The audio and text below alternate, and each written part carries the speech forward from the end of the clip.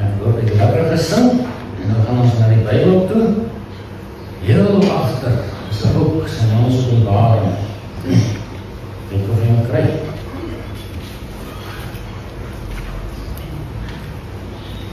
Ons gaan in hierdie dag so 'n bietjie meer kontemporêr probeer wees in die feit dat die koms van Jesus so naby is, om onsself op hoogte te kry en op hoogte te hou met die eindtydse dinge, sodat ons gereed kan wees as Jesus kom. So kom ons gaan redelik baie in Openbaring besig wees, so kom ons maak ons harte oop vir die Here se woord.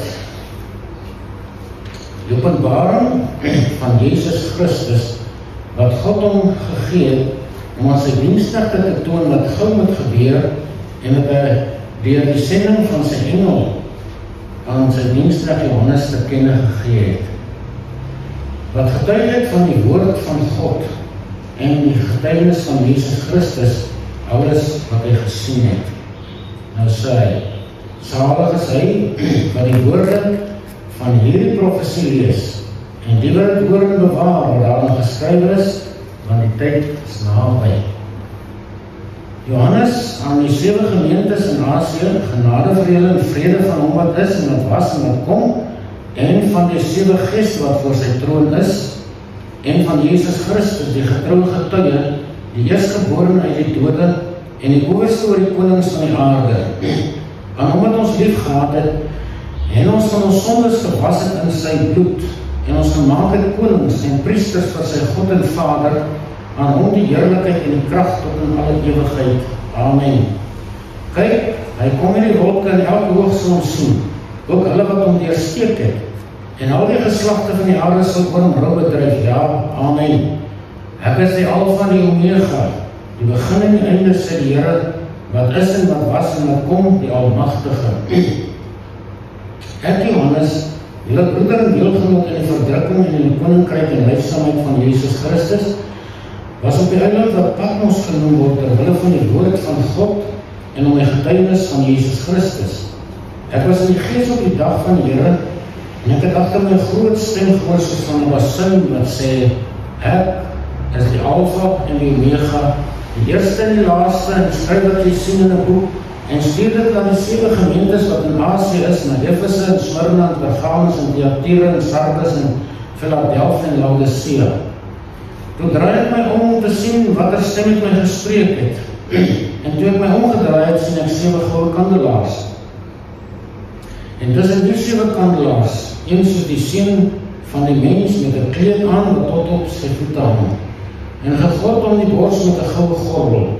Sy hoof en haar was wit soos wit wol, soos sneeu, en sy oë soos 'n vuurvlam, en sy voete soos blink koper wat gloei soos in 'n oond, en sy stem soos die stem van baie waters. En in sy regterhand het hy 7 sterre gehou en 'n skerp 2-snydende swaard het uit sy mond uitgegaan, en sy aangesig was soos die son wat skyn in sy krag.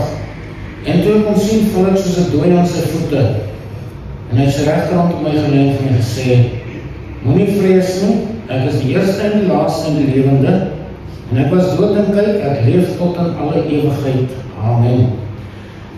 En ek het die sleutels van die doodryk en van die dood. Skryf die dinge op wat jy gesien het, die wat is sowel as die wat gaan gebeur, die verborgenheid van die 7 sterre wat jy in my regterhand gesien het, en die 7 goue kandelaars. Die 7 sterre is die engele van die 7 gemeentes, en die 7 kandelaars wat jy gesien het, is die 7 gemeentes. Amen. Nou, ons gaan nou kyk na die profesie en dinge wat in vervulling kom, en elke dag is daar meer, baie meer, en elke dag gaan het vinniger en vinniger na die einde toe. Ons weet daar is baie dinge op pad, baie groot oorloë, baie dinge andersins ook. Ons sien die wêreld is besig om heeltemal uit mekaar geruk te word deur watermassas en deur vuurspierende berge en deur oorloë en so meer. Maar God is in beheer, en wat hier gesê word, gaan daarom dat sy uurglas loop leeg. In Desember het hulle die World Clock, wat hulle noem, wat hulle sê, dat hulle bepaal volgens die omstandighede op die aarde, het hulle op 89 secondes oorbidder gestel. Nou ja, dit is maar die wêreld. Maar die wêreld sien wat gebeur. En ek hoop ons sien dit raak, sodat ons kan besig wees met die regte dinge, soos wat hierdie dinge gebeur. Die uurglas loop leeg. En God het 'n uurglas. En 2000 jaar gelede het God die uurglas vir die laaste keer omgedraai. En hy is besig om leeg te loop. So vir 2000 jaar loop hierdie sand deur. En kan ek dink dit sal vir ewig hou? Nee, God weet presies wanneer gaan hy leeg word. En hy waarsku ons. En die waarskuwing kom vanmôre na ons toe. Vir Johannes het hy gesê, moenie die woorde van die profesie van hierdie boek verseël nie, want die tyd is naby. En ons weet, by God is 1000 jaar so 1 dag en 'n dag so 1000 jaar. Maar as God sê die tyd is naby, dan beteken dit, dis vir ons almal naby. Net sowel as die dood naby vir ons almal. Maar hy sê, moenie die woorde van die profesie van hierdie boek verseël nie. Dis 'n openbaring, en hy gee dit vir ons, en ons lees dit. En hy openbaar in die boek, wat is op pad, en wat is besig om te gebeur, sodat ons kan verstaan. God wil ons nie in duisternis hou nie, hy wil hê ons moet weet, sodat ons kan besig wees met die regte dinge. Toe sê Johannes hierna vir die kerk van Jesus, kinders, dit is die laaste uur, en soos julle gehoor het dat die antichrist kom, bestaan daar nou ook baie antichriste waaruit ons weet dat dit die laaste uur is. So die tyd wat God gee vir die mens op die aarde is besig om op finaal uit te loop. Die laaste geleentheid, die laaste uur het gekom, in Johannes tyd al, 2000 jaar terug. So vir Daniel het God gesê, want het vir die wys hoe die Bybel deurspek is met profesie op die einde.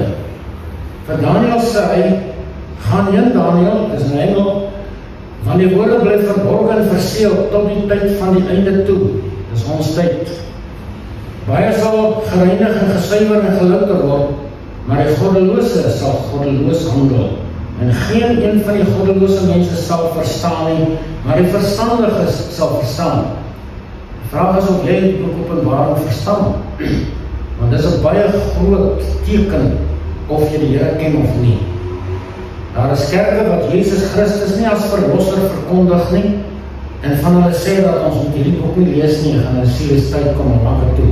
Terwyl die boek sê, dis openbaring. Dis alles openbaar. As jy die gees van God het, sal jy alles verstaan wat hier binne staan. So ons gaan daarna kyk. Hy sê, verseël tot die tyd van die einde toe. En toe die einde kom, toe gee die hemel vir Jesus se boek en hy sê maak op en 7 seels word gebreek. Dis hierdie boek van Daniel wat nou opgemaak word.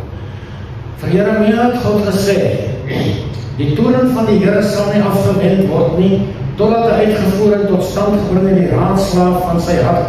Aan die einde van die dae sal julle dit duidelik verstaan. Dis ook om ons oor die boek kan praat, want ons verstaan dit.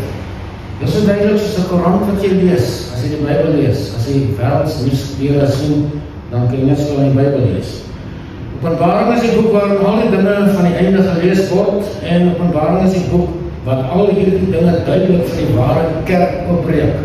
Hy het nou nog gesê, die goddelose sal niks verstaan nie, maar ons sal verstaan, en dis 'n teken dat jy Jesus ken, as jy die boek Openbaring kan lees en verstaan. Dan is die gees van God in jou, en as die Heilige Gees om te inspireer, en wat hom openbaar aan die kinders van God. Psalm 25 sê, die verborgenhede van God is vir die wat hom dien. So, hy maak het ook vir ons.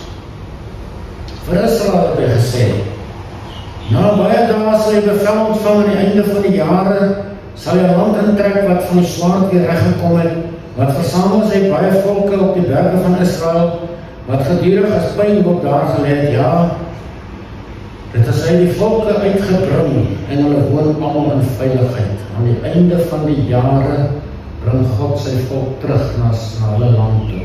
En hy is besig met hulle op groot skaal. Israel is die middelpunt van alle belangstelling in die wêreld. Ons prys God vir die fantastiese man wat hulle het as hulle president. Maar goed, hy sê aan die einde van die jare sal hy 'n land intrek. Dis al in 1948, 14de Mei 1948, het hulle onafhanklikheid gekry na 1500 jaar onder Turkse beheersing. En toe kom hulle terug, en is nog besig om terug te kom in miljoentalle na hulle land, en is byna voltooi. Vir Rusland het Jesus gesê, en jy sal optrek teen my volk, soos 'n wolk om die land oordek. Aan die einde van die dae sal dit wees. Dan sal ek jou teen my land laat aankom, sodat die nasies my kan ken, as ek my in jou, o God, voor hulle oë as die heilige laat ken. God is besig om Israel, om Rusland in te stoot in Israel in. En die 7:30 sê, ek sal hakke in jou kakkebeen sit en jou insleep in die land in. Die eerste Ayatollah het niks van die Bybel geweet nie. Hy het presies hierdie woorde aangehaal in 'n gesprek en gesê, Iran sal Rusland met hakke in hulle kakkebeen in Israel insleep. So, ons sal sien wat gebeur.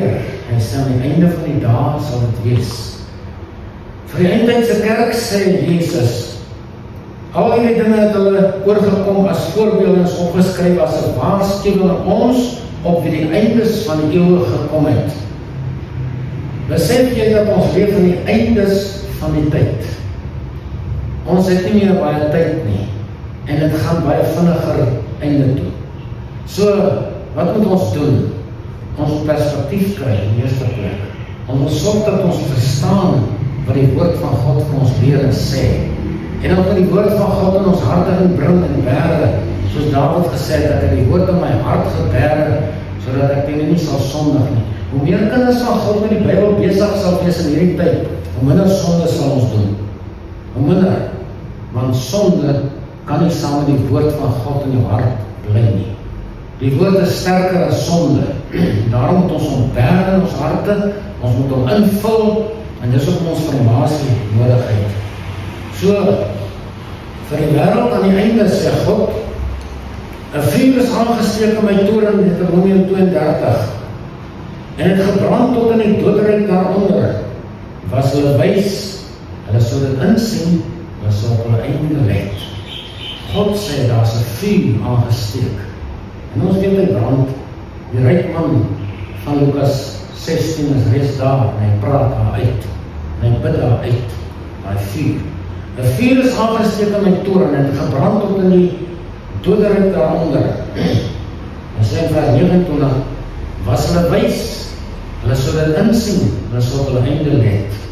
Daar is 'n vuurpoel vorentoe. Maar as uitkoms ook, prys God daarvoor. Dis hoekom ons hier is, ons weet van die uitkoms. Deur die bloed van die lam van God kan ons vrykom.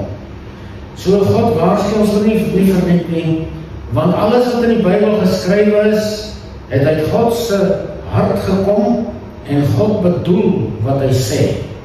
Wat uit sy mond uitkom is 'n bedoeling om met mense te praat en mense te waarsku met ons te deel. So, ek gaan net so, omdat ons hier met die kerk te doen kry, so ietsie oor die verborgenheid van die kerk sê.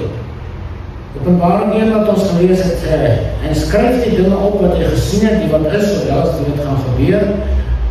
Die verborgenheid van die 7 sterre, wat jy my regterhand gesien het, en die 7 goue kandelaars, die 7 sterre is die engele van die 7 gemeentes, dis nou die pastore, en die 7 kandelaars wat jy gesien het, is die 7 gemeentes. So, ek het dit in geel geskryf, Openbaring 1 vers 19, skryf die dinge op wat jy gesien het, die wat is, sowel as die wat gaan gebeur. Dis die hele boek Openbaring. Dis die sleutel van hierdie lieflike boek. Die dinge wat jy gesien het, dis wat Johannes gesien het, toe daar op pad ons is, en Jesus verskyn hom. Die wat is, die toestand, die situasie van die lewe in die kerk, en die dinge wat gaan gebeur. Dit word hoofsaaklik beskryf in Openbaring hoofstuk 6 tot 19, die dinge wat kom. En ja, daar is baie ander dinge wat kom, behalwe die groot verdrukking, maar dit is die sleutelteks van Openbaring 1 vers 19. Die rol en die boodskap van die 7 gemeentes, ons gaan nou nie hulle hanteer in die proses nie, daarom gaan ek net 'n kort oorsig gee, Openbaring 2 en 3, oor die 7 gemeentes. Wat gaan daaraan? Dis 'n wonderlike openbaring oor hierdie 7 gemeentes. Daar is 3 tydsgebonde boodskappe vir elke van die 7 gemeentes in Openbaring 2 en 3. 3 verskeie tydsgebonde boodskappe. As ons die Bybelse profeseë bestudeer, dan sien ons dat daar baie profeseë wat dubbel profeseë is, party 3-ledige profeseë. Hierdie is een. As ons kyk na baie dinge, soos die Satan in Jesegiel hoofstuk 28, in Jesaja 14, hy praat van die koning van Tyrus, maar duidelik beskryf God Satan en sy geval en allerlei dinge. So daar is meer as 1, daar is meer as 2 profeseë in daai 2 gedeeltes. En hier het ons ook 3 verskillende tydsgebonde boodskappe of profeseë, sal ons dit noem so, vir elkeen van die 7 gemeentes. En as ons dit weet, dan weet ons presies waar staan ons in die tyd. Die boodskap aan die bestaande gemeentes van daardie tyd is die eerste boodskap uit hierdie 2 hoofstukke. Wat het daar bestaan? Dis die dinge wat Johannes gesien het. Die dinge wat is. Die bestaande gemeentes van daardie tyd het Jesus aan Johannes kom sê, skryf van hulle briewe, skryf van elkeen 'n brief, en hy dikteer die briewe, en ons kan allemaal lees in Openbaring 2 en 3. En daai gemeentes het die briewe ontvang. Daar is 'n boek wat geskryf is, Pos uit Patmos, 'n fantastiese boek wat sê, hoe dat die mense die briewe ontvang het, en hoe dat hulle voorgelees is, en hoe dat die gemeente oorweldig het, en so meer.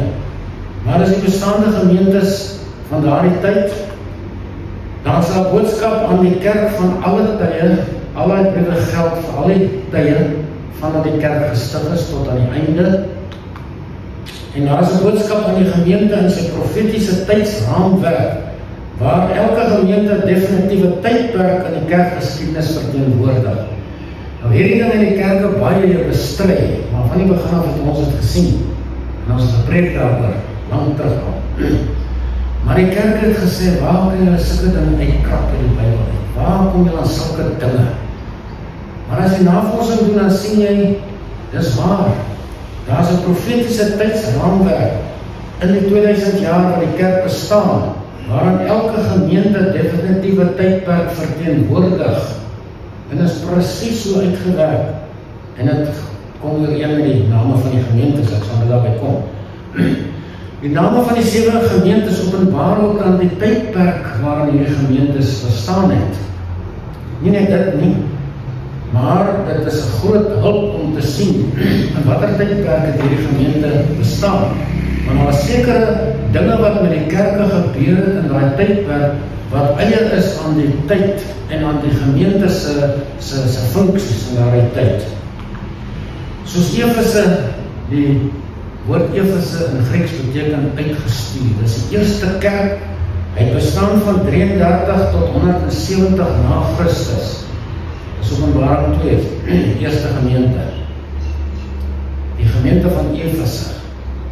Dit is 'n gemeente waarom Paulus ook briewe geskryf het, die Efesiërs en so meer. Fantastiese gemeente.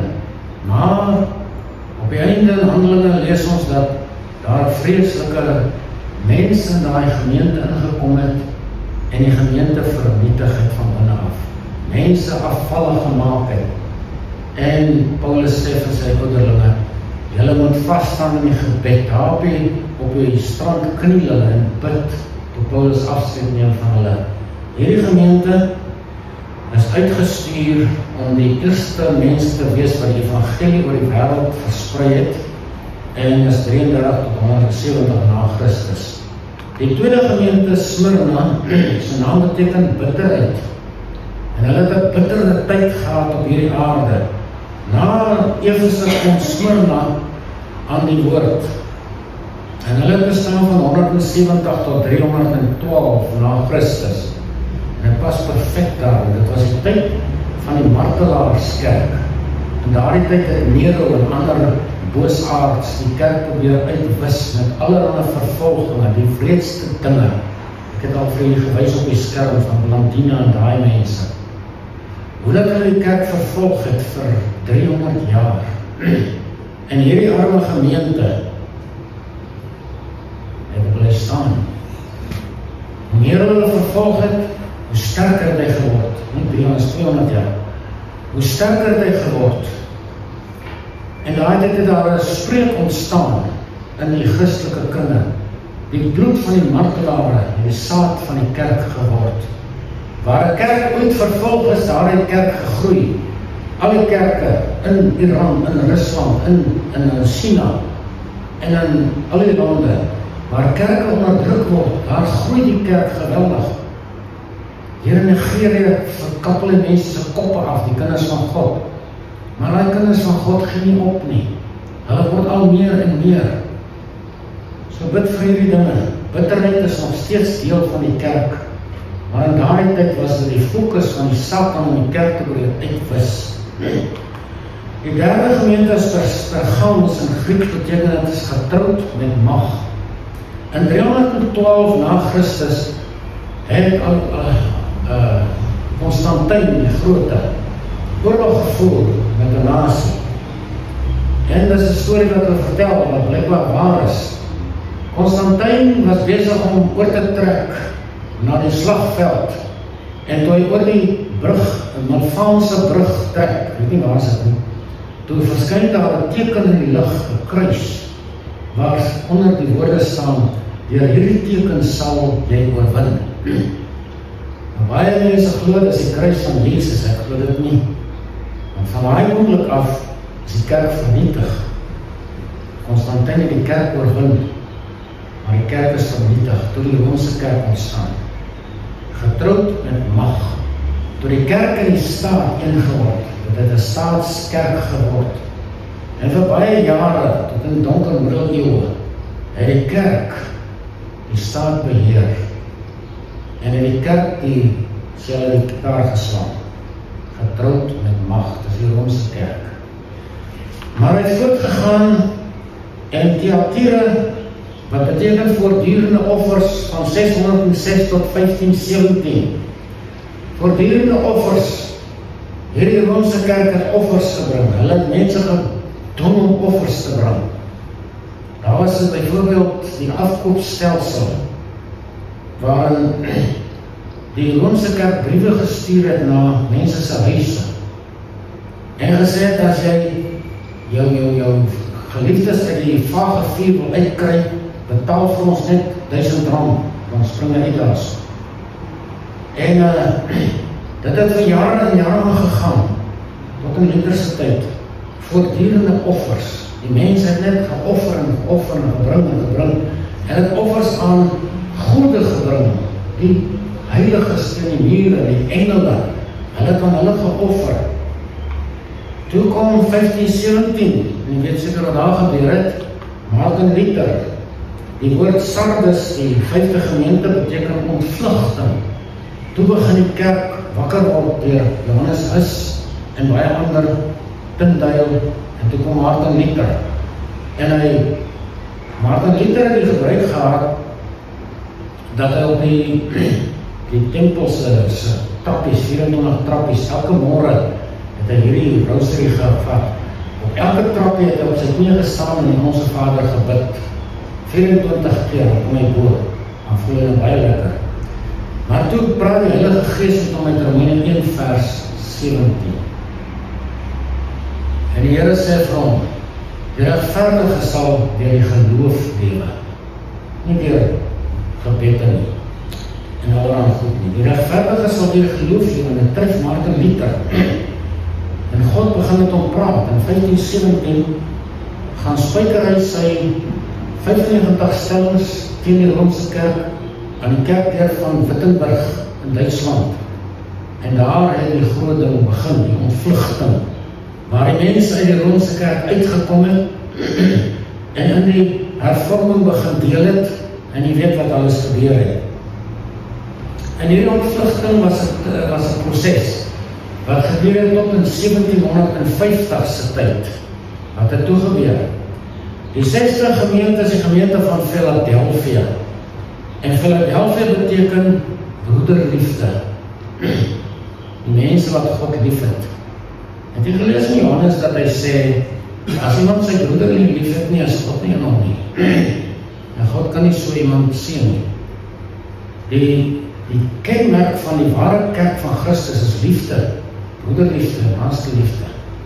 So toe kom die Philadelphia gemeente, en Philadelphia beteken, Philadelphos beteken broederliefde.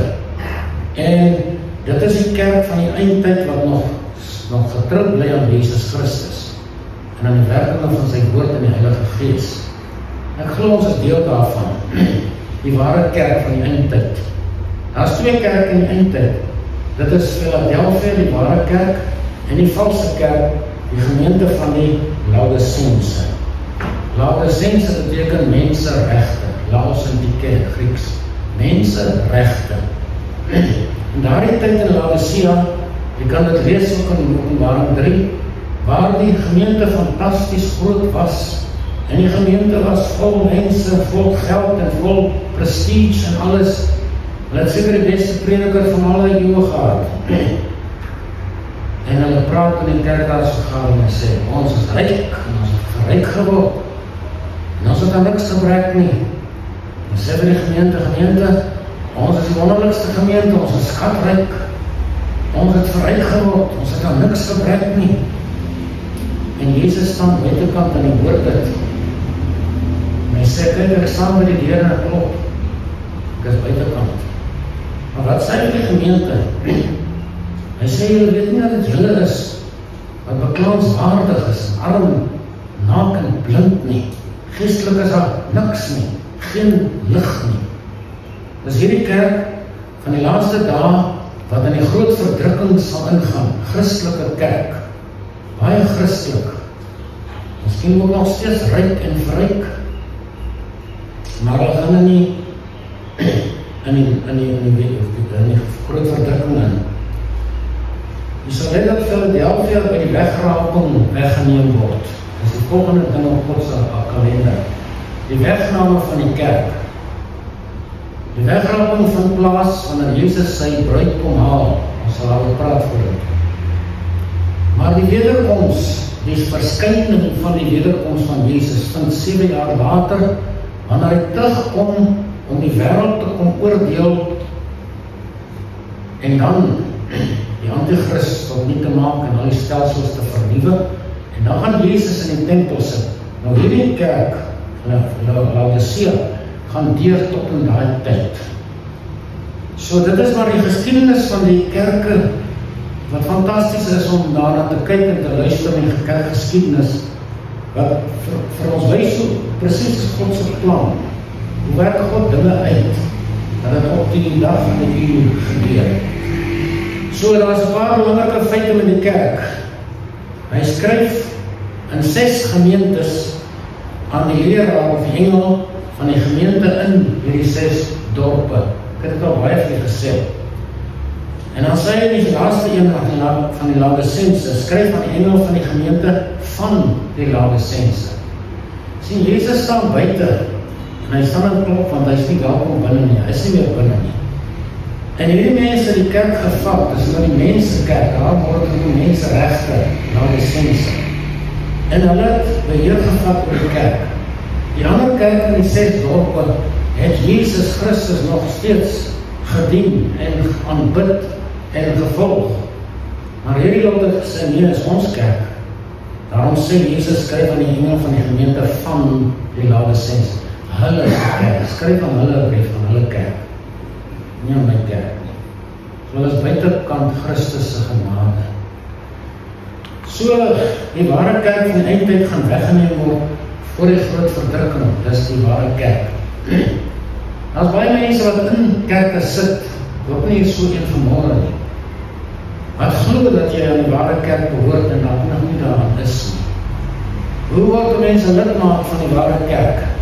Nie die aanneming en voorstel hier in kerk van 'n lidmaatskap nie. Niks. Jy word 'n lidmaat van die kerk van Jesus Christus wanneer jy weergebore word. As jy nie weergebore is môre en jy het nie die getuienis in jou hart nie, dan moet jy baie bekommerd wees. Om jy baie vinnig werk maak daarvan, kan die doodsengel kan nie buite wag vir jou, of die wegraking kan vandag plaas, wat van jou? Ek hoop almal wat jy sit vanmorgen, en wat jy nou luister buitekant, sal reg wees as Jesus kom. Ons het goeie getuienis van die boodskap wat uitgaan, ons was hierdie week in Marlofpark, en daar het mense ons gesê, luister elke diens van ons.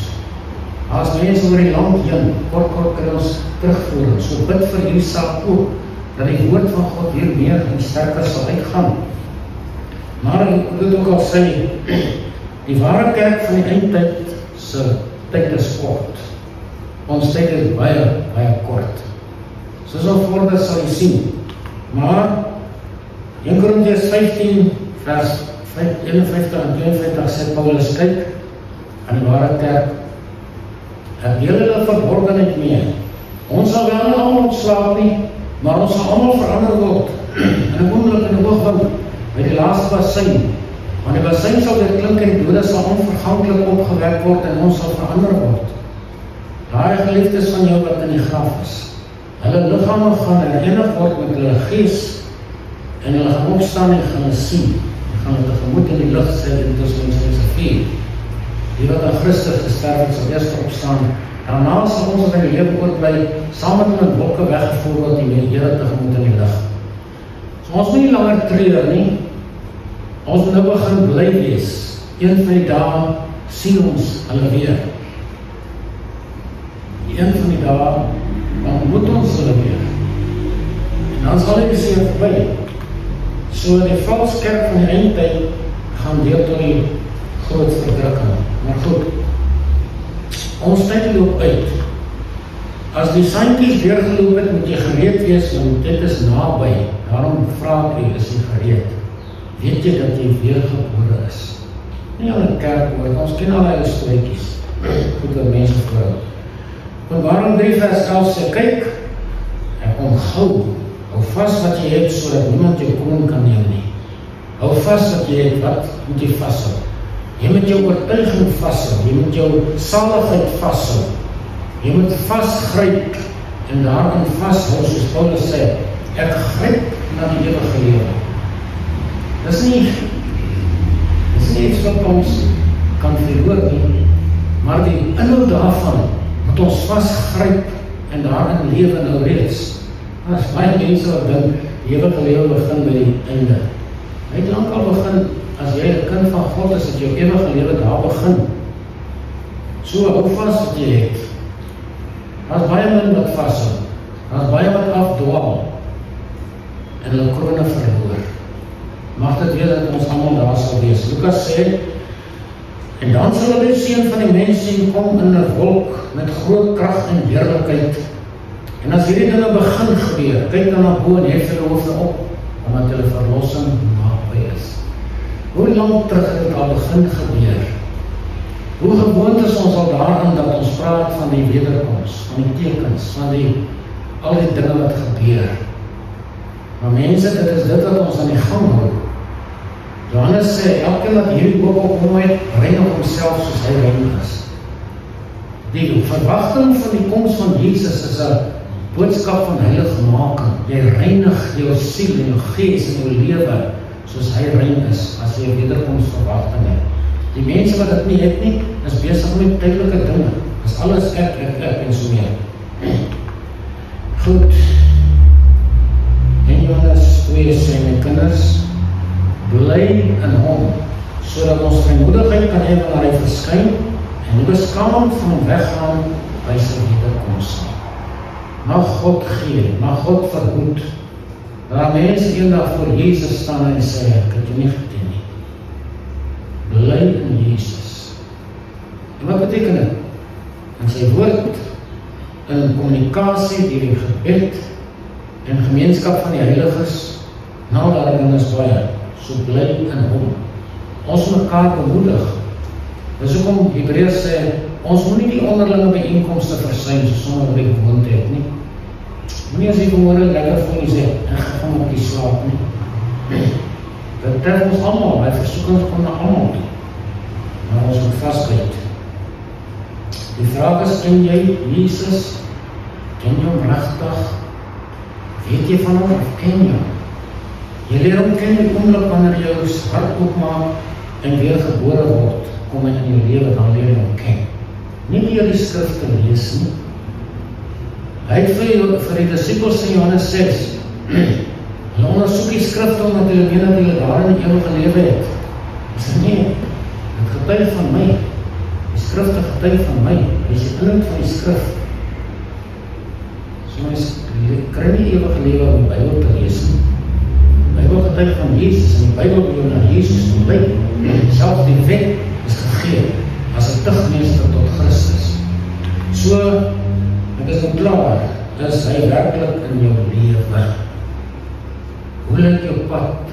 Hoe lyk jou lewe? Die verhoudings, heiligmaking. En Tessalonisense 5:4 sê, hy wil die heiligmaking verwerk nie mense maar God, wat sy Heilige Gees in ons gee. So ons moet gedurende met ons lewe besig wees om te kyk of ek reg is, of ek reg lewe, wat iets beteken in die koninkryk van God. Amen. Hier sê iemand, time is running out. We are no longer in the last days, we are in the very last seconds. Are you ready to meet your Lord? Jy sal weet. Koning Jesus, ons kyk op. Dan kan ons begin opkyk, omdat ons weet dat die koms van Jesus naby is. En ons tyd en die tyd verskil. Miskien ongelukkig dat ons dit nie verstaan nie. Maar ons weet aan die dinge wat ons beleef en sien, dit kan nie meer lang wees nie. Dit is onmoontlik. Alles kan verwoes word as jy nie ingryp nie. Daarom vra ons soos Openbaring die woorde nie afsluit, kom gou, Here Jesus, daar kom gou. Amen.